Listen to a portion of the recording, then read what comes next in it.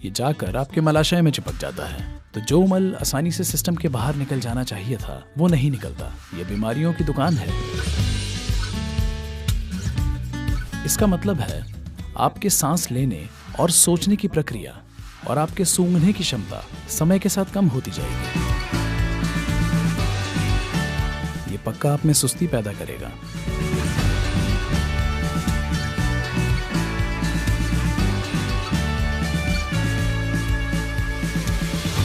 अगर आप कंदमूल वाली सब्जियां ज्यादा खाते हैं, जैसे कि आलू और ऐसी अन्य सब्जियां, आपके पेट में नाभि के नीचे गैस बनेगी।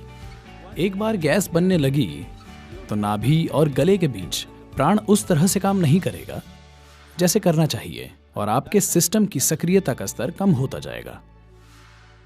सब्जियों में कुछ चीजें जैसे कि मूली, कि उन सब्जियों में से एक है जो जमीन के नीचे उगती हैं और फिर भी पॉजिटिव हैं। गाजर, मूली, बाकी सभी कंदमूल वाली सब्जियां जैसे कि आलू और इसके जैसी सब्जियां जीरो प्राणिक होती हैं, लेकिन ये तमस पैदा करती हैं। तमस का मतलब है ये आपके अंदर जड़ता पैदा करती हैं। हम आमतौर पर विद्यार्थियों और साधकों को आलू और इसके परिवार की सब्जियां खाने की सलाह नहीं देते हैं, क्योंकि ये नींद को बढ़ा देती हैं। विद्यार्थी जो पढ़ाई करते हैं और साधक दोनों के लिए सबसे बड़ी दुश्मन है नींद। अगर आप आंखें बंद करके बैठें, अगर आप किताब खोलें, किताब सुलाने के लिए बहुत अच्छी चीज़ है कि नहीं? और उसके ऊपर अगर आपने आया ना, अगर किसी को नींद आ रही है तो दक्षिण भारत में कहते हैं तैर साधो साप्ट वंदिया। सबको पता है ये आपको सुस्त बनाता है, लेकिन शिक्षक भी खाते हैं। यही समस्या है।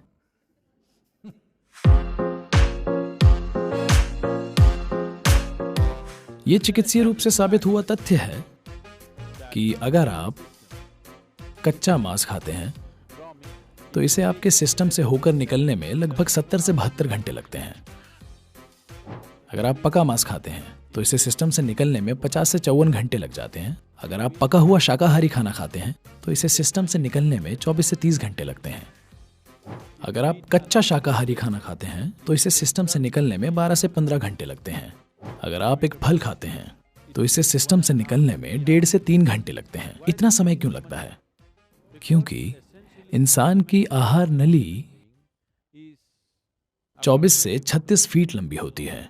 ये पूरी नली जो आपके होंठों से गूदा तक जाती है। सभी शाकाहारी जानवरों में ऐसा होता है कि उनकी आहार नली उनके शरीर की लंबाई से लगभग 5 से 6 गुना ज्यादा लंबी होती है। सभी मांसाहारी जीवों में ये शरीर की लंबाई से सिर्फ 2.5 से 3 गुना लंबी होती है। या दूसरे शब्दों में, मांस खाने वाले सभी जीवों में आहार नली बहुत छोटी होती है। सभी शाकाहारियों की आहार नली बहुत लंबी होती है। तो क्योंकि शाकाहारी खाना सिस्टम में होकर जल्दी से निकल जाता है, इसलिए नली की लंबाई इस तरह से बनी होती है। तो जब भी आप मांस खाते हैं और सिस्टम में ये देर तक रहता है, पक्के तौर पर ये बीमारियों की दुकान है। कई तरीकों से आप बीमार हो सकते हैं। मांस खाना, आप जानते हैं, दुनिया में हमारी संस्कृति का भाग बन गया, क्योंकि बीते समय के कई समाजों में जिंदा रहना प्राथमिक चीज थी। जब जिंदा रहने का सवाल हो तो जो खाने के लिए है वो खाइए, ये अलग बात है। एक बार जिंदा रहने का बंदोबस्त कर लिया जाए तब आप चुन सकते हैं। अब आप चुन सकते हैं कि आपको किस तरह का शरीर चाहिए, आप किस तरह का काम करना चाहते हैं, आप उस तरह से खाते हैं। ये मांस खाने की पाबंदी के बारे में नहीं है, ये ज्यादा जागरूकता के साथ खाने के बारे में है। ये चुनाव करके खाने की बात है। यौगिक परंपरा में अगर आप कुछ पकाते हैं तो ज्यादा से ज्यादा 1.5 घंटे में आपको इसे जरूर खा लेना चाहिए। अगर कुछ विशेष तरह के आइटम हैं तो 4 घंटे तक ठीक है, उसके बाद आपको इसे नहीं छूना चाहिए। इससे फर्क नहीं पड़ता कि कितना स्वादिष्ट है, कितना अच्छा है। आप कुछ नहीं छूते क्योंकि तब सिस्टम में गैस पैदा होती है। गैस पेट में ही नहीं, जिसे आप साफ तौर पर महसूस करेंगे, बल्कि आपके पूरे सिस्टम में गैस बनेगी जो आपकी प्राण वायु के खिलाफ काम करेगी। इसका मतलब है आपके सांस लेने और सोचने की प्रक्रिया और आपके सूंघने की क्षमता समय के साथ